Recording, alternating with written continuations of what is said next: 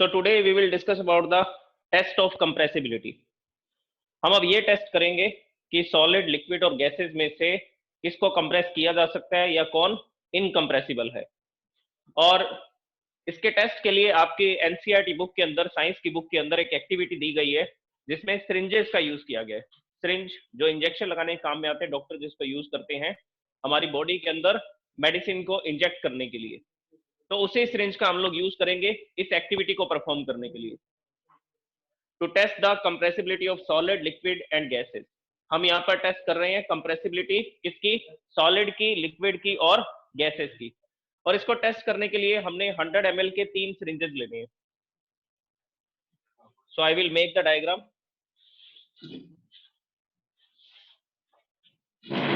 ये सिरिंज है और ये इसकी नोजल है।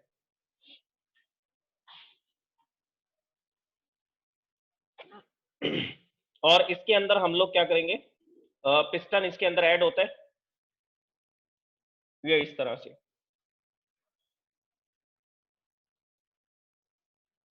और इस पिस्टन के आगे रबर लगा होता है जिससे हम लोग कंप्रेस कर पाएंगे मटेरियल को। And this is the piston. अब देखिए ये जो नोजल है इसको हमें क्लोज करना पड़ेगा, तो इसको क्लोज करने के लिए हम लोग यूज करेंगे रबर कॉर्क का। तो इसकी नोजल के आगे यहाँ पर एक कैप लगा देंगे, एक रबर कॉर्क लगा देंगे।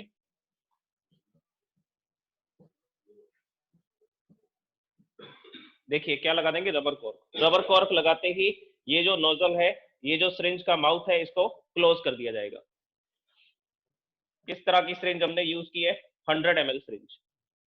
इसी तरह की 2 सिरिंजेस और लगानी पड़ेंगी हमें, क्योंकि एक सिरिंज के अंदर हम लोग सॉलिड को फिल करेंगे, दूसरी सिरिंज में हम लोग फिल करेंगे किसी लिक्विड को, और थर्ड सिरिंज के अंदर हम लोग फिल करेंगे गैस को। देखिए इसमें भी सेम है। We have to close the nozzle of all the syringes.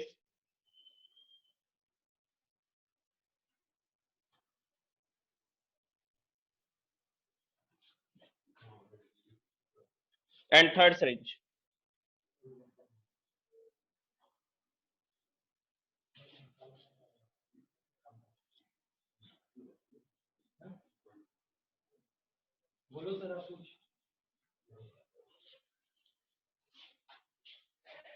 This is the third syringe of 100 ml.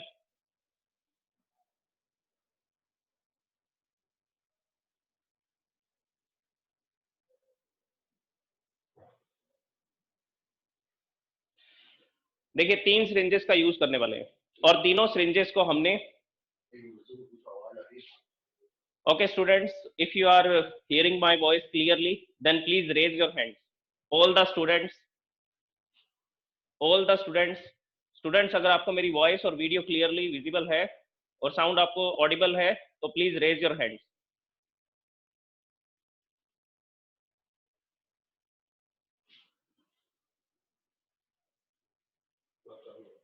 Okay thank you. तो देखिए ये फर्स्ट रबर कॉर्क है। इस रबर कॉर्क के अंदर हम लोग किसी सॉलिड को फिल करने वाले हैं। फिल करने का मेथड क्या होगा, देखिए ये जो सिरिंज है, दिस इज ए सिरिंज, ये सिरिंज का सिलेंडर है और ये जो है इसको बोला जाता है piston. So this is the cylinder and this is the piston. Piston को हम लोग यूज करेंगे मटेरियल को कंप्रेस करने के लिए और सिलेंडर के अंदर मटेरियल को फिल किया जाएगा। तो इसमें मटेरियल फिल करने के लिए सबसे पहले आपको पिस्टन को रिमूव करना पड़ेगा। तो इंजेक्शन को इस सिरिंज को लेकर के इस पिस्टन को रिमूव करेंगे। पिस्टन को रिमूव करके मैं यहाँ पर एक सॉलिड मटेरियल डाल दूंगा, जैसे कि कॉमन सॉल्ट। आप कॉमन सॉल्ट डाल सकते हैं या सैंड यूज कर सकते हैं। घर पर ये सॉल्ट मिलते हैं, कॉमन सॉल्ट, जो फूड प्रिपेयर करने में हम यूज करते हैं। तो यहाँ पर मैंने एक सॉलिड को फिल कर दिया। इसके बाद जो सेकंड हमारी सिरिंज है उसके सिलेंडर के अंदर भी कोई लिक्विड फिल करेंगे। लिक्विड को फिल करने के लिए हम लोग वाटर का यूज कर लेते हैं। तो इस पिस्टन को रिमूव करेंगे और यहाँ पर क्या फिल कर देंगे, वाटर फिल कर देंगे। वाटर फिल करके पिस्टन को दोबारा लगा देंगे और थर्ड सिरिंज के पिस्टन को निकालेंगे और वापस से लगा देंगे। इसमें कुछ भी फिल नहीं करेंगे, कुछ भी फिल नहीं करेंगे। तो इसका मतलब इसके अंदर गैसेस होंगी, इसके अंदर एयर होगी, मिक्सचर ऑफ गैसेस होगा।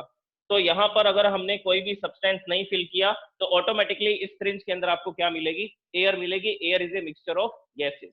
जिसमें 21% ऑक्सीजन होगी और 78% नाइट्रोजन होगी, जैसा कि हमारे एटमॉस्फेयर में होता है। So this is solid, liquid and in the third syringe there is a gas. तो देखिए हम लोग सॉलिड को कंप्रेस करने की कोशिश करते हैं। तो जैसे ही मैं इस पिस्टन के ऊपर फोर्स लगाऊंगा, फोर्स लगाने पर ये यहाँ पर प्रेशर क्रिएट करेगा, प्रेशर क्रिएट करेगा, हम देखेंगे कि ये सिरिंज तो अंदर ही नहीं जा रही है, ये जो पिस्टन है ये तो अंदर की तरफ ही नहीं जा रहा है, सिरिंज का जो पिस्टन है।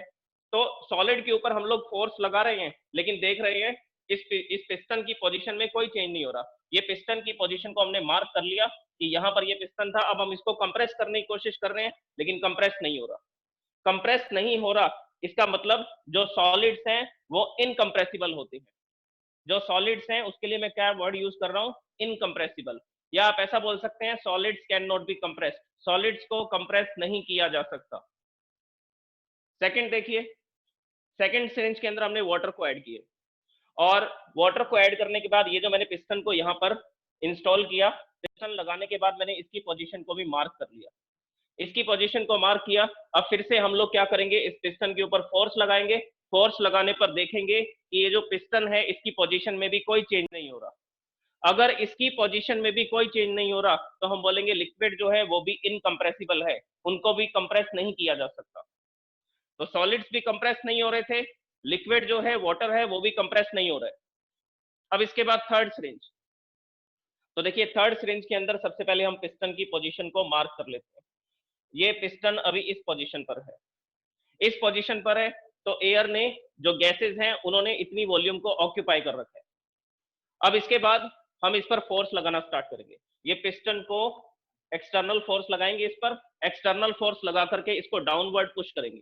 तो जैसे ही डाउनवर्ड पुश करेंगे ये जो पिस्टन है ये इनवर्ड अंदर की तरफ जाना स्टार्ट हो जाएगा। अंदर की तरफ जाते जाते मान लीजिए लास्ट में जाकर के वो इस पोजीशन पर स्टेबल हो जाता है, यहां पर आकर के ये रुक गया। इसका मतलब जो गैस के पार्टिकल्स थे वो सब एक दूसरे के पास पास आ चुके हैं, now they are closely spaced, और पिस्टन की जो पोजीशन है वो यहां आ चुकी है। तो देखिए गैसेस ने पहले इतनी वॉल्यूम ऑक्यूपाई कर रखी थी, अब गैसेस ने इतनी वॉल्यूम ऑक्यूपाई कर रखी है, तो हम लोग गैसेस की वॉल्यूम को चेंज भी कर सकते हैं। इसीलिए बोला जाता है कि जो गैसेज होती हैं वो कंप्रेसिबल होती है, आप उनको कंप्रेस कर सकते हैं, उनकी वॉल्यूम को कम या ज्यादा कर सकते हैं। और उनकी वॉल्यूम किस पे डिपेंड करेगी, उनकी वॉल्यूम डिपेंड करेगी कंटेनर पे, कि कंटेनर के अंदर कितनी वॉल्यूम है। ओके, तो ये एक्टिविटी से हमें ये प्रूफ होता है कि सॉलिड्स जो है इनकंप्रेसिबल है, लिक्विड है वो भी इनकंप्रेसिबल है, और जो गैसेस हैं वो कंप्रेसिबल है, उनको कंप्रेस किया जा सकता है, उनकी वॉल्यूम को डिक्रीज किया जा सकता है। अब इसका एग्जांपल देखिए, कंप्रेसिबिलिटी का एग्जांपल, ये लाइव एग्जांपल आपको देखने को मिलते हैं।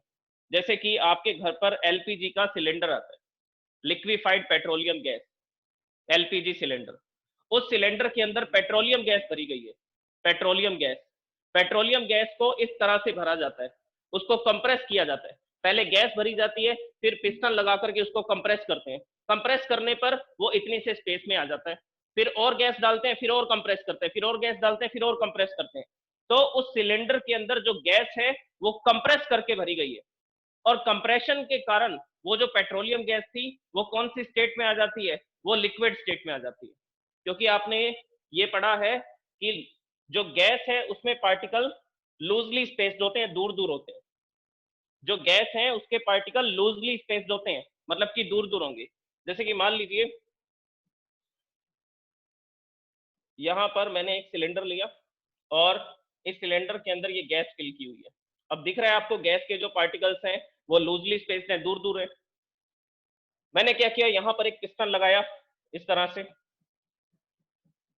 ये पिस्टन लगा करके मैंने इसको कंप्रेस करना शुरू किया, ऐसा कंप्रेस करना शुरू किया। तो जैसे ही कंप्रेस करूंगा ये पिस्टन नीचे की तरफ जाता जाएगा, और नीचे की तरफ जाएगा तो आप देखिए कि गैसेस के पार्टिकल्स के लिए स्पेस थोड़ा कम रह जाएगा। अगर गैसेस के पार्टिकल्स के लिए स्पेस कम रह जाएगा तो देखिए पिस्टन कहां से कहां आ चुका है। मैं उसको कंप्रेस करते करते, पिस्टन पर फोर्स लगाते लगाते मैं इस पिस्टन को इस पोजीशन तक लेकर के आ चुका हूं। तो जब पार्टिकल यहां तक थे, जब पिस्टन यहां पर था तब पार्टिकल दूर दूर थे। अब आप देखिए पार्टिकल्स के लिए जो स्पेसेस है वो कम रह गया। अगर पार्टिकल्स के लिए स्पेसेस कम रह गया तो ये किस में कन्वर्ट हो जाएगा, ये गैस से कौन सी स्टेट में कन्वर्ट हो जाएगा, लिक्विड स्टेट। अगर पार्टिकल लूजली स्पेस थे, बहुत दूर दूर थे, तब वो गैसियस फॉर्म में थे। लेकिन जब हमने उसको कंप्रेस किया, कंप्रेस करने पर वो पार्टिकल्स एक दूसरे के पास पास आ गए। पास पास आते ही वो कौन सी स्टेट में आ जाएंगे? लिक्विड स्टेट में। क्योंकि जब वो पार्टिकल क्लोजली स्पेस्ड होंगे तब वो एक दूसरे पर फोर्स ऑफ अट्रैक्शन लगा सकते हैं, और फोर्स ऑफ अट्रैक्शन लगाएंगे तब हमें वो मटेरियल लिक्विड स्टेट में दिखाई देगा। तो गैसेस को लिक्विफाइड करने के लिए इसी प्रोसेस का यूज किया जाता है। गैसेस को कंप्रेस कीजिए, टेम्परेचर कम कीजिए, कंप्रेस कीजिए, टेम्परेचर कम कीजिए। ऐसा करते करते हम गैसेस को कौन सी स्टेट में ला सकते हैं? लिक्विड स्टेट में ला सकते हैं। तो गैस को लिक्विड स्टेट में लाने के लिए, जैसे हमारे पास ऑक्सीजन गैस है, ऑक्सीजन गैस को भी लिक्विड स्टेट में लाया जा सकता है। कैसे ला सकते हैं? इसी मेथड से। आपको क्या करना पड़ेगा? ऑक्सीजन गैस को एक सिलेंडर में फिल करके कंप्रेस करना पड़ेगा। जैसे जैसे आप कंप्रेस करते जाएंगे उसके पार्टिकल क्लोजली स्पेस्ड होते जाएंगे, और धीरे धीरे वो ऑक्सीजन गैस किस में कन्वर्ट हो जाएगी? लिक्विड में। तो वो लिक्विड ऑक्सीजन बन जाएगी। तो हम लोग गैसेस को कन्वर्ट करते हैं लिक्विड स्टेट में। लिक्विड स्टेट में कन्वर्ट करने के लिए हम लोग किसकी हेल्प लेते हैं? कंप्रेसिबिलिटी की हेल्प लेते हैं, कि गैसेस को कंप्रेस किया जा सकता है, दे आर कंप्रेसिबल। तो बच्चों आपको याद रखना है, solids are incompressible, liquids are incompressible, but gases are compressible, and gases can be converted to liquid form in the liquid state with the help of compressibility। और गैसेस को liquid state में लाया जा सकता है उन्हें कंप्रेस करके। Now next topic is diffusion. Diffusion जो आपने बायोलॉजी के अंदर भी स्टडी किया होगा।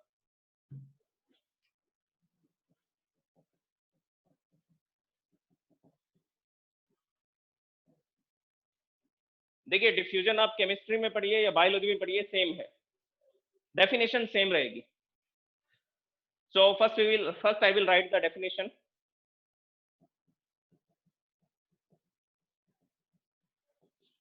Diffusion is a process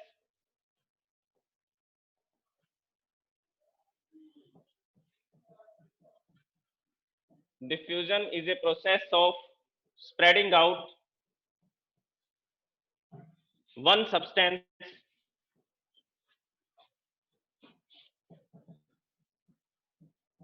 into another substance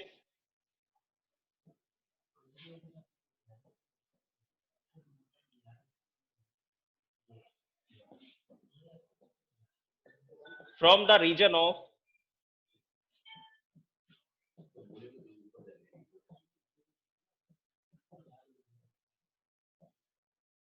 high concentration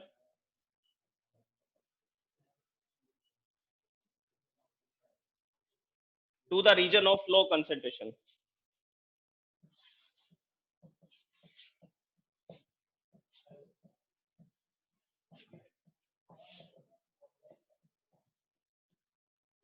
So this is the definition of diffusion।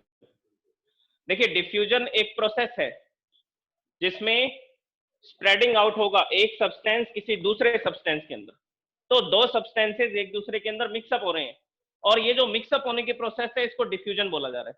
और ये मिक्सअप कहां से कहां होंगे? From the region of high concentration to the region of low concentration. High concentration के region से low concentration के reason में ये स्प्रेड आउट होंगे, फैलेंगे। अब देखिए इसके अंदर एक एग्जांपल से समझिए इसको।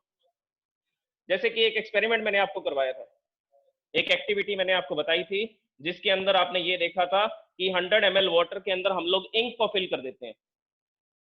जैसे ये मैंने 100 ml वाटर इसमें फिल किया, फिल करने के बाद मैंने यहाँ पर इंक की एक ड्रॉप को ऐसा डाल दिया। जैसे इंक की ड्रॉप को डाला आप देखेंगे ये इंक इसके अंदर क्या होनी शुरू हो जाएगी? स्प्रेड आउट होनी शुरू हो जाएगी। तो जैसे ही मैंने इंक को डाला ये यहाँ पर फैलना शुरू हो चुकी है, ये यहाँ पर स्प्रेड होना शुरू हो चुकी है। तो आप देखेंगे कि यहाँ पर इंक की क्वांटिटी ज्यादा है। सिर्फ इस जगह पर आपको इंक दिखाई दे रही है तो हम बोलेंगे यहाँ पर इंक की कॉन्सेंट्रेशन ज्यादा है। वर्ड्स को समझिए, यहाँ पर इंक की कॉन्सेंट्रेशन ज्यादा है क्योंकि यहाँ पर आपको इंक दिखाई दे रही है लार्ज क्वांटिटी में। लेकिन यहाँ पर देखिए, यहाँ पर तो आपको कलरलेस वाटर दिखाई दे रहे, यहाँ पर तो कोई इंक नहीं है, यहाँ पर आपको इंक का कलर नहीं दिखाई दे रहा। तो इसका मतलब यहाँ पर इंक का कोई भी पार्टिकल नहीं है। अगर इंक का कोई भी पार्टिकल नहीं है तो हम बोलेंगे यहाँ पर इंक की कैसी कॉन्सेंट्रेशन है? लो कॉन्सेंट्रेशन है। तो जहां पर आपको मटेरियल दिखाई दे रहा है वहां पर हायर कॉन्सेंट्रेशन होगी मटेरियल की, और जहां पर मटेरियल का एक भी पार्टिकल नहीं है, कोई कलर आपको नहीं दिखाई दे रहा है इस वाटर के अंदर, तो वहां पर उस मटेरियल की होगी लो कॉन्सेंट्रेशन। अब आप देखिए डिफ्यूजन में क्या होगा, मटेरियल कहां से कहां फैलेगा, हाई कॉन्सेंट्रेशन से लो कॉन्सेंट्रेशन की तरफ। जहां पर मैंने इंक डाली थी वहां पर इंक का कॉन्सेंट्रेशन हाई है, और धीरे धीरे ये इंक इसके अंदर क्या होती जा रही है, स्प्रेड आउट होती जा रही है, फैलती जा रही है। तो ये फैलने का तरीका क्या है, हमेशा मटेरियल फैलते हैं, डिफ्यूज होते हैं from the higher concentration to the lower concentration. ये आपने बायोलॉजी के अंदर सेल चैप्टर में भी डिस्कस किया होगा। जैसे सेल के अंदर ये एक लिविंग सेल है और ये इसका न्यूक्लियस है, इसमें भी डिफ्यूजन प्रोसेस होती है। जैसे मान लीजिए अंदर वाटर की क्वांटिटी कम हो चुकी है, या ये जो सेल है इसके अंदर जो ऑक्सीजन है उसकी लो कॉन्सेंट्रेशन है, यहाँ पर ऑक्सीजन की लो कॉन्सेंट्रेशन है और बाहर ऑक्सीजन की हाई कॉन्सेंट्रेशन है। बाहर चारों तरफ ऑक्सीजन है और अंदर ऑक्सीजन की कमी हो चुकी है, तो यहाँ पर ऑक्सीजन की है लो कॉन्सेंट्रेशन और यहाँ पर ऑक्सीजन की है हाई कॉन्सेंट्रेशन। तो मटेरियल कहां से कहा जाएगा, हाई कॉन्सेंट्रेशन से लो कॉन्सेंट्रेशन की तरफ। तो बाहर ऑक्सीजन ज्यादा थी, अंदर ऑक्सीजन कम थी, तो ये हाई कॉन्सेंट्रेशन से लो कॉन्सेंट्रेशन की तरफ ऑक्सीजन ट्रांसफर हो जाती है। तो सेल के अंदर ऑक्सीजन आती है, वो भी डिफ्यूजन प्रोसेस के कारण आती है। हमारी बॉडी के अंदर जो सेल के अंदर ऑक्सीजन डिफ्यूज हो रही है वो भी इसी प्रोसेस से हो रही है, हायर कंसंट्रेशन से लोअर कंसंट्रेशन की तरफ। और इसके साथ साथ एक एग्जांपल और देखिए, जैसे कि जो सेल्स हैं वो कार्बन डाइऑक्साइड रिलीज करती हैं, जो सेल्स हैं वो रेस्पिरेशन प्रोसेस के दौरान कार्बन डाइऑक्साइड गैस को रिलीज करती हैं। तो ये सेल के अंदर रेस्पिरेशन प्रोसेस हो रही थी और सब जगह पर क्या बन चुकी है, कार्बन डाइऑक्साइड। तो सेल के अंदर है कार्बन डाइऑक्साइड, बाहर कार्बन डाइऑक्साइड का लेवल कम है, बाहर कार्बन डाइऑक्साइड नहीं है, तो यहाँ पर है हायर कॉन्सेंट्रेशन और सेल के बाहर है लोअर कॉन्सेंट्रेशन। तो CO2 कहां से कहां ट्रांसफर होगी, आउटवर्ड, सेल से बाहर की तरफ जाएगी, हाई कॉन्सेंट्रेशन से किस तरफ जाएगी, लो कॉन्सेंट्रेशन की तरफ। तो सेल के अंदर ऑक्सीजन का आना वो भी डिफ्यूजन के कारण हो रहा है, और सेल के अंदर जो कार्बन डाइऑक्साइड बन रही है उसका बाहर निकलना वो भी किस कारण से हो रहा है, वो भी डिफ्यूजन के कारण से हो रहा है। तो ये है डिफ्यूजन प्रोसेस। तो बायोलॉजी के अंदर भी आपको ये डिफ्यूजन प्रोसेस काम में आएगी, इसको आप अच्छे से समझ लीजिए कि एक सब्सटेंस दूसरे सब्सटेंस में स्प्रेड आउट होगा, फैलेगा। कैसे फैलेगा, हाई कॉन्सेंट्रेशन के रीजन से लो कॉन्सेंट्रेशन के रीजन की तरफ फैलेगा। अब हाई कॉन्सेंट्रेशन कहां होगा, जहां पर मटेरियल ज्यादा होगा, और लो कॉन्सेंट्रेशन कहां होगा, जहां पर मटेरियल प्रेजेंट ही नहीं है या मटेरियल का परसेंटेज बहुत कम है उस जगह पर। जैसे कि यहाँ पर मैंने इस बीकर के अंदर इंक को डाला था, तो आपने देखा कि इंक इस जगह पर ऐसा फैल चुकी है और यहाँ पर आपको थोड़ा बहुत कलर दिखाई दे रहा है, लेकिन यहाँ पर आपको डार्क कलर दिखाई दे रहा है। मैंने ब्लैक कलर की इंक यहाँ डाली है, तो आपको ये ब्लैक कलर की इंक इस जगह पर दिखाई दे रही है, तो यहाँ पर है हाई कॉन्सेंट्रेशन। और यहाँ पर आपको थोड़ा बहुत ब्लैक कलर दिखाई दे रहा है, इसका मतलब यहाँ पर है लो कॉन्सेंट्रेशन। तो मटेरियल हाई कॉन्सेंट्रेशन से लो कॉन्सेंट्रेशन की तरफ जाएगा। क्यों जाएगा, उसका कारण आपको पता है, because particles of matter are moving. क्योंकि मटेरियल के जो पार्टिकल्स होते हैं वो लगातार मोशन करते रहते हैं, वो लगातार मूवमेंट करते रहते हैं। तो यहाँ पर इंक का लिक्विड में, वाटर में मिक्सअप होने का कारण क्या है, स्प्रेड आउट होने का कारण क्या है, क्योंकि यहाँ पर जो भी पार्टिकल्स होंगे, इस बीकर में जो भी पार्टिकल्स होंगे वो सब पार्टिकल्स क्या कर रहे होंगे, मोशन कर रहे होंगे, रैंडम मोशन, सब मूविंग है। ये इंक के पार्टिकल्स भी मूविंग है, इसी कारण से तो ये इसके अंदर क्या होते जा रहे हैं, फैलते जा रहे हैं, स्प्रेड आउट होते जा रहे हैं। कहां से कहां स्प्रेड आउट हो रहे हैं, हाई कॉन्सेंट्रेशन के रीजन से, हाई कॉन्सेंट्रेशन के प्लेस से लो कॉन्सेंट्रेशन के रीजन तक स्प्रेड होते जा रहे हैं, फैलते जा रहे हैं। This is diffusion. अब डिफ्यूजन के टाइप्स देखिए।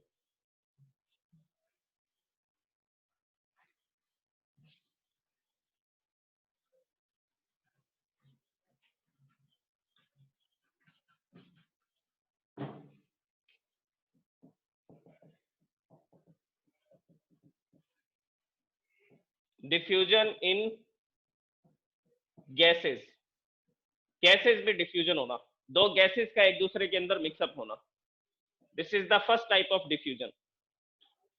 ये जो प्रोसेस है डिफ्यूजन इन गैसेस, ये कैसी प्रोसेस है, वेरी फास्ट प्रोसेस। क्यों फास्ट प्रोसेस है, क्योंकि गैसेस के पार्टिकल्स फास्ट मूविंग होते हैं।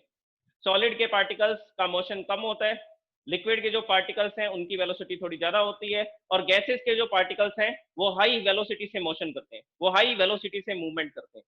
तो गैसेस के पार्टिकल अगर फास्ट मूविंग होते हैं तो इसी कारण से इनका डिफ्यूजन भी कैसा होगा, फास्ट होगा।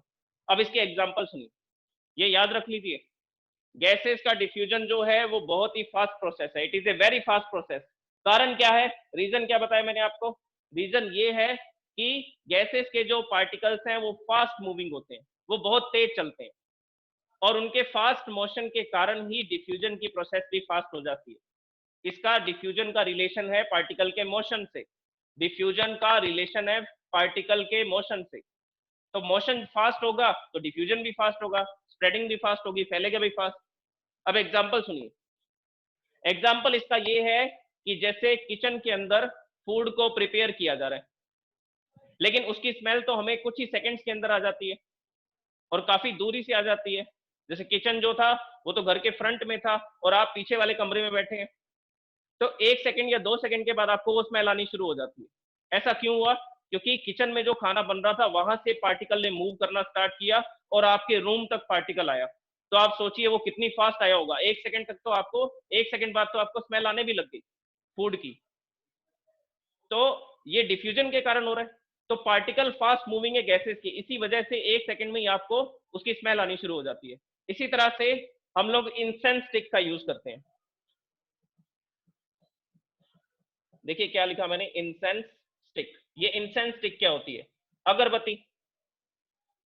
मंदिर में पूजा करने के लिए हम लोग अगरबत्ती का यूज करते हैं, इंसेंस स्टिक का यूज करते हैं। तो इंसेंस स्टिक को हम लोग बर्न करते हैं, जैसे ही बर्न करते हैं उसके अंदर से स्मोक प्रोड्यूस होता है, और वो जो स्मोक होता है उसके अंदर होती है फ्रेग्रेंस।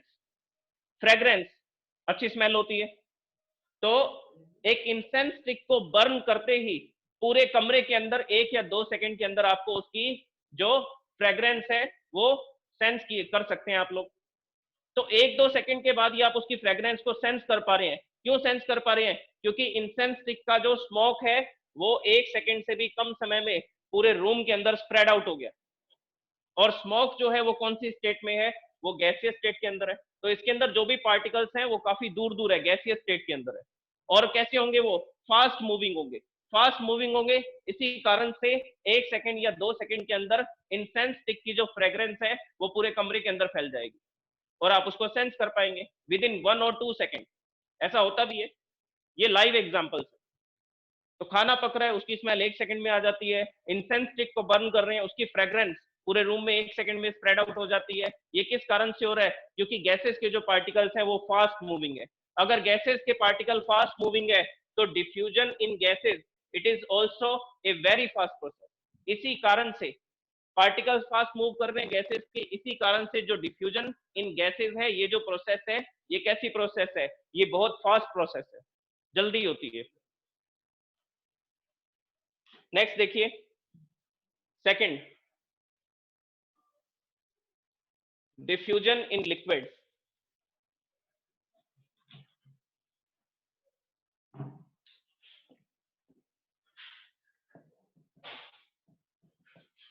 डिफ्यूजन इन लिक्विड्स, देखिए लिक्विड्स में डिफ्यूजन, ऑब्वियसली ये जो प्रोसेस होगी, ये डिफ्यूजन इन गैसेस जो प्रोसेस थी उससे स्लो होगी। क्यों स्लो होगी, क्योंकि लिक्विड के पार्टिकल स्लो मूव करते हैं in comparison with the gases. Gas के पार्टिकल के कंपैरिजन में बात कर रहा हूं मैं, जो गैसेस के पार्टिकल्स हैं उसके कंपैरिजन में लिक्विड के पार्टिकल जो है वो स्लो मूव करते हैं। अगर उनका मोशन स्लो है तो ये स्लो प्रोसेस होगी देन गैसेस। गैसेस से स्लो प्रोसेस है, जो डिफ्यूजन हो रहा था गैसेस में उससे ये स्लो प्रोसेस है।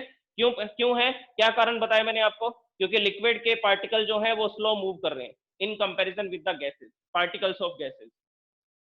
अब इसके एग्जांपल देखिए, एग्जांपल क्या क्या होंगे। तो दो लिक्विड को मिक्स करना है आपको,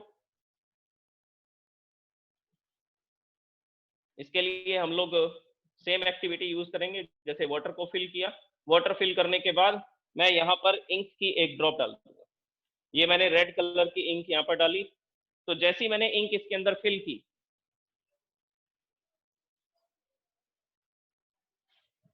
तो जैसे ही मैंने इसके अंदर इंक फिल की, इंक फिल करते ही देखिए आपको ये रेड मार्कर दिखाई दे रहा है, नहीं तो मैं ब्लैक से ही करता हूँ इसको। तो मैंने यहाँ पर जैसे ही इंक की एक ड्रॉप को रखा, इसके अंदर पॉर किया, पॉर करते ही आप देखेंगे जो इंक है वो भी कौन सी स्टेट में है, वो भी लिक्विड स्टेट में है। जो वाटर है वो भी कौन सी स्टेट में है, वो भी लिक्विड स्टेट में है। तो ये लिक्विड का लिक्विड के अंदर डिफ्यूजन हो रहा है। तो जैसे ही मैंने इंक को डाला, और आपको इसको स्टिर नहीं करना है, हिलाना नहीं है, स्पून की हेल्प से आपको इसको स्टिर नहीं करना, स्टिर नहीं करना। तो क्या करेंगे, इसको ऐसा ही छोड़ देंगे, इसको अनडिस्टर्ब छोड़ देंगे फॉर 1 आवर और 2 आवर। इसको 1-2 घंटे के लिए हमने ऐसा ही छोड़ दिया अनडिस्टर्ब। देखा धीरे धीरे धीरे धीरे इसके अंदर ये इंक का जो कलर है वो आता जा रहा है, और धीरे धीरे पूरा जो ये वाटर है वो यूनिफॉर्मली ब्लैक कलर का हो चुका है। तो इंक इसके अंदर पूरी तरह से डिफ्यूज हो चुकी है। लेकिन इसको डिफ्यूज होने में देखिए कितना टाइम लग रहा है, हाउ मच, 10 मिनट्स, ओके। तो यहाँ पर इसको स्प्रेड होने में 1 आवर लग रहा है। हमने इस बीकर को 1 घंटे के लिए छोड़ा था, तब जाकर के इसके अंदर स्प्रेड हुआ, इसके अंदर फैला, ये इसके अंदर डिफ्यूजन हुआ। तो आप देखिए डिफ्यूजन स्लो प्रोसेस है किसके कंपैरिजन में, गैसेस के कंपैरिजन में। इंसेंस स्टिक को बर्न कर रहे हैं, बर्न करने के 1 सेकंड बाद ही आपको फ्रेग्रेंस सेंस हो जाती है पूरे रूम के अंदर। तो उसमें तो 1 सेकंड या उससे भी कम समय लग रहा है, लेकिन यहाँ पर इसको स्प्रेड होने में 1 आवर का टाइम लग रहा है। 1 घंटा आपको इसको बीकर को छोड़ना पड़ेगा ऐसे ही, धीरे धीरे फिर इंक इसके अंदर अपने आप स्प्रेड हो जाएगी। तो इसमें भी डिफ्यूजन हो रहा है, लेकिन ये स्लो प्रोसेस है, लिक्विड्स में ये स्लो प्रोसेस होगी। और एग्जांपल भी आप ले सकते हैं, जैसे कि पोटेशियम परमैंगनेट डाला था हमने, ये वाटर लिया, वाटर के अंदर मैंने एक क्रिस्टल डाल दिया पोटेशियम परमैंगनेट का। तो जैसे ही मैं इसमें पोटेशियम परमैंगनेट के क्रिस्टल को ऐड करता हूँ, ये मैंने एक क्रिस्टल ऐड कर दिया, देखते हैं ये क्रिस्टल धीरे धीरे धीरे धीरे इसके अंदर स्प्रेड आउट होना शुरू हो जाएगा। तो पार्टिकल्स जो है वो पूरे वाटर के अंदर स्प्रेड आउट हो जाएंगे, फैल जाएंगे, और फैलते ही क्या होगा, ये जो पूरा सॉल्यूशन है ये कौन से कलर का दिखने लगेगा, पर्पल कलर का। क्योंकि पोटेशियम परमैंगनेट, देखिए मैंने आपको इसका फॉर्मूला भी बताया था KMnO4। पोटेशियम परमैंगनेट जो है वो कौन से कलर का होता है, पर्पल कलर का। तो इसी पर्पल कलर के कारण ये जो वाटर था इसके अंदर भी ये पर्पल कलर आ जाएगा पोटेशियम परमैंगनेट के कारण। लेकिन इसको भी डिफ्यूज होने में टाइम लगेगा। ये मैंने किसका डिफ्यूजन बताया, पोटेशियम परमैंगनेट सॉलिड है, क्रिस्टल की फॉर्म में होता है, तो सॉलिड का लिक्विड में डिफ्यूजन बता रहा हूं मैं। पोटेशियम परमैंगनेट था सॉलिड पर्पल कलर का, वाटर था लिक्विड कलरलेस। तो ये है सॉलिड और वाटर जो है वो है liquid. So I am explaining the diffusion of solid in liquid. Solid का लिक्विड में डिफ्यूजन बता रहा हूं मैं आपको, ये भी स्लो प्रोसेस है, ये भी स्लो प्रोसेस है। Now third one, diffusion in solids.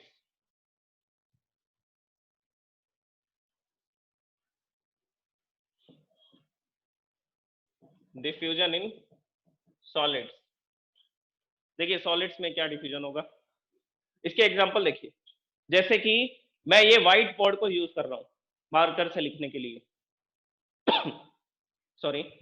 तो ये जो व्हाइट बोर्ड है इस पर मैंने मार्कर से लिखा, ब्लैक मार्कर से।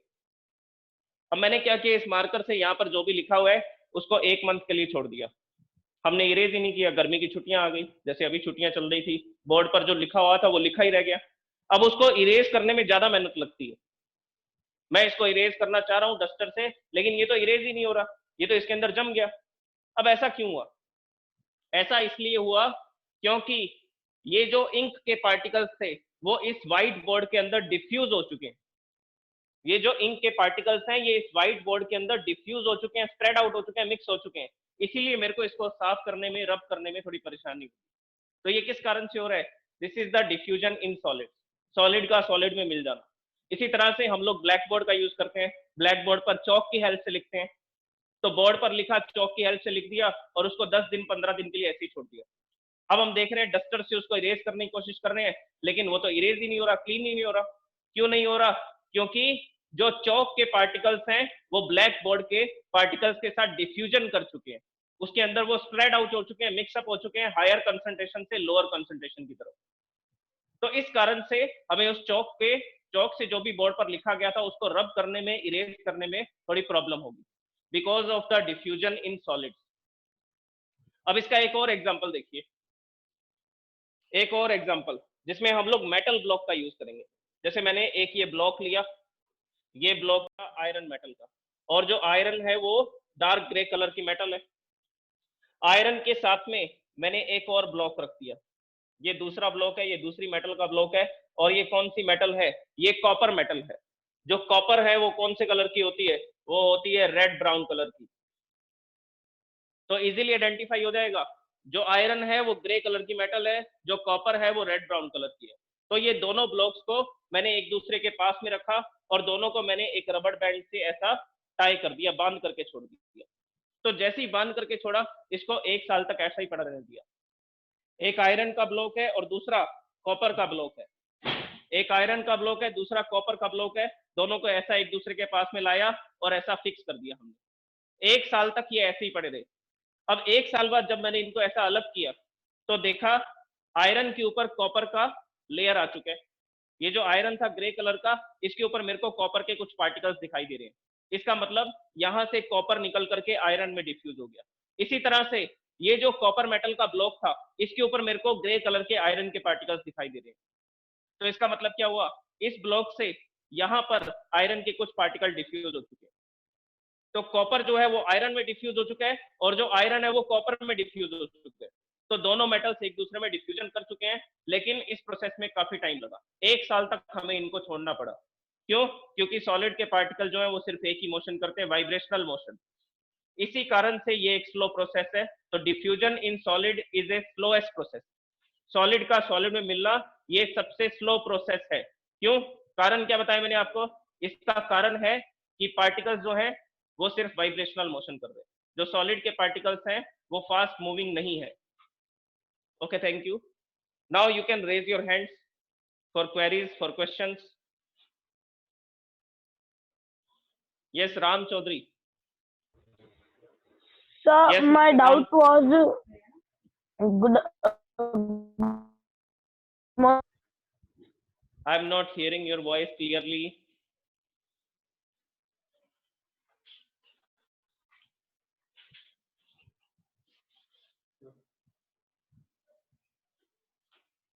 आई am not hearing any voice.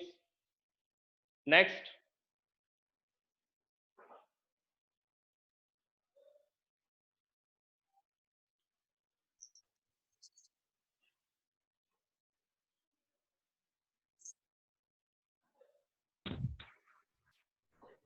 Yes, Ram Chaudhary.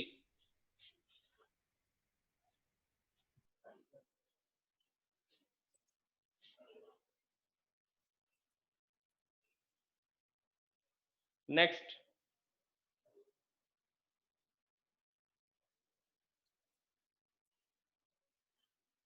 Dev Agarwal.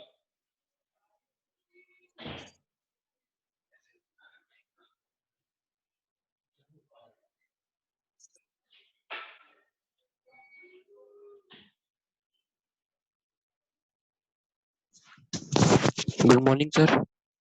Yes, good morning. Shrivar Singh. My doubt is that if we drop some particles of ink on a paper, what type of diffusion will happen? देखिए, आप थोड़ा mic जो है ना अपने mouth से दूर रखिए, आवाज क्लियर नहीं आ रही है, दोबारा बोलिए। Sir, when we drop some particles of ink on a paper, what type of diffusion will happen? Yes. देखिए, पेपर जो है वो सॉलिड फॉर्म में है, इंक जो है वो लिक्विड स्टेट में है। तो बताइए किस तरह का डिफ्यूजन है? So diffusion in solid. हाँ, सॉलिड और लिक्विड का डिफ्यूजन है। Okay, sir. Diffusion between solid and liquid.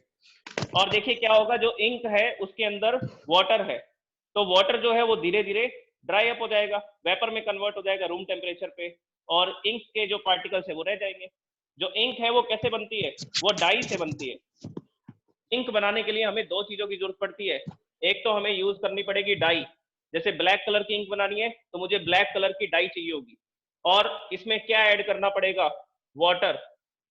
तो डाई प्लस वाटर, इसको आप लोग क्या बोलते हैं? इंक बोलते हैं। तो डाई जो है वो है सॉलिड, और वाटर जो है वो है लिक्विड। तो डाई और वाटर इन दोनों से मिलकर के इंक बनती है। Next. Okay students, all the students please raise your hands, all the students. देखिए अगर आपको कोई डाउट है तो व्हाट्सएप पर मेरे को आप कांटेक्ट कीजिए बिटवीन 5 to 7 इवनिंग।